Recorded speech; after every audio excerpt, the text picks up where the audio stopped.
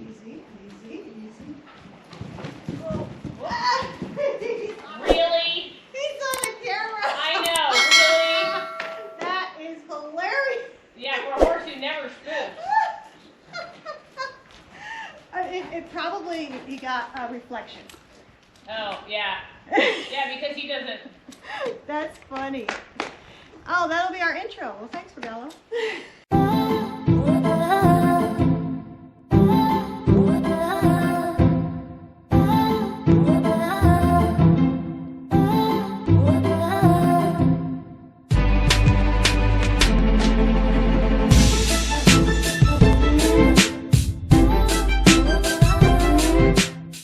Coming up here to ride Regalo today. Sure it sound right, boys. 83 at the ranch, but it was 88 when I got off the exit. Both of my neighbors on either side of me, and apparently the one across the street from me, have run out of water. We're metering our water very, very carefully. So here it is, the second week of July, and we're running out of water. And keep this in perspective, the orchards that are all around us are running deep ag wells that are pulling 3,200 gallons a minute out of the ground. So, you know, it doesn't take a rocket scientist to figure out where all the water's going. And it's not going to the residences that are all going dry all over the place in the valley. So there's over 60 places that are out of water in my county, another 60 in the county just south of us, and then, you know, over to the west of us, or east of us, excuse me, over by Chico, there's another 40-something over there. So everybody's going dry in the valley, so it's a crisis going on real time. Even the space is like right now. Nice. Yeah, no, I had you step forward because it opened up his back and he went over so much nicer.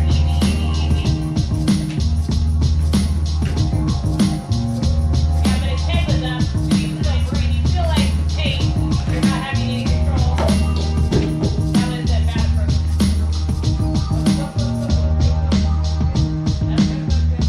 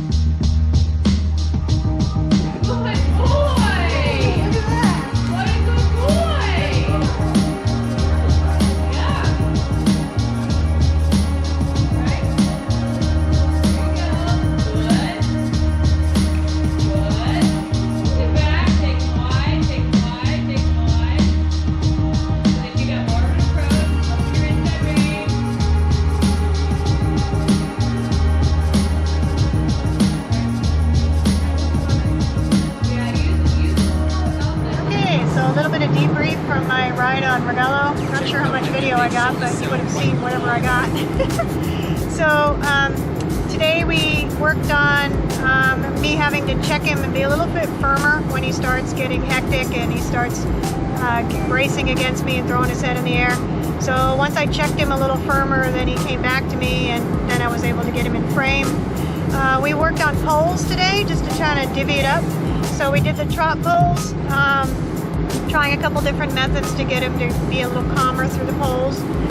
So we did that with a trot, and then we changed it up and we did that with the canter. So we cantered, again, trying to keep him in the right frame of mind where he's, calm and relaxed, get him into the canter, and get my position relaxed, because if I get stiff and tense, then he gets bracy and tense, and we just sort of, feed off each other. So then she changed it up and had us canter through the poles, which was quite frankly a lot of fun. So we were able to trot through the two poles and then canter, and then we were trying to get him to come around the arena and then back through the two poles, which was for canter, and then go on the other lead and make the turn and go that. So it was actually a blast. I had a heck of a fun time. I was more relaxed, wasn't worried too much about how my seat was, how my legs were. I was just riding, and it was, when you just kind of get in that mindset where, hey, I'm just riding, I got to get through the poles, I got to make the turn, then you're not in your head worrying about all the little things, So I was able to relax, he relaxed, we were able to canter through the poles at one point, so I had a blast. So that was so much fun, and started feeling like I had a little bit more control, like I could guide him and turn and manage him a little bit better, because I was more relaxed, he was more relaxed. So really excited about that. So we're still trying to, working on the relationship, working on so getting us on the same page, working on the canter, which has been kind of where I'm at now, is working on the canter. The trot and the walk are fine. I'm able to get him to stretch and stretch into the walk and stretch a little bit into the trot. And so yeah, we're making really good progress. Quite happy. It's 104 degrees right now, so obviously we can only ride very early in the morning, and then that's it. We're done for the day. It's just too hot. And then as a follow-up, we are having a water crisis, so that is yet another issue. So off we go, dealing with the water crisis. I just picked up a bunch of gallons of water and 2.5 gallons of water. So that way, if we do lose our water, we can still brush our teeth. We can still, go to the bathroom and flush the toilet and that sort of thing. My neighbor has actually lost his ag well. He called me earlier. So he thought his ag well was deeper. Comes to find out it was only 110 feet. He originally had water at 40 feet when he put it in a couple years ago. And he's lost over 60 feet of water because his ag well now is done. So plus his house well is done. So that's the crisis that we're dealing with out here as well. So not a lot going to be happening this summer between the water crisis and the heat. It's just not safe to do too much. So we're going to be looking to just continue to work on the relationship, work on the cantering, work on the transitions, and focus on the fall. When it finally cools off, then we can start looking for shows. But at this point, that's not a priority in our life. Our priority is making sure we have drinking water, we have water for the animals, we can take a shower, we can wash clothes, the important little details in life. It's amazing how much water you use, and you don't even think about it until all of a sudden you're faced with not having any water. So anyway, that's kind of where we're at. It's a little bit of a sticky situation at the moment, but so far I'm pretty happy with the way Regalo's going, and looking forward to the future.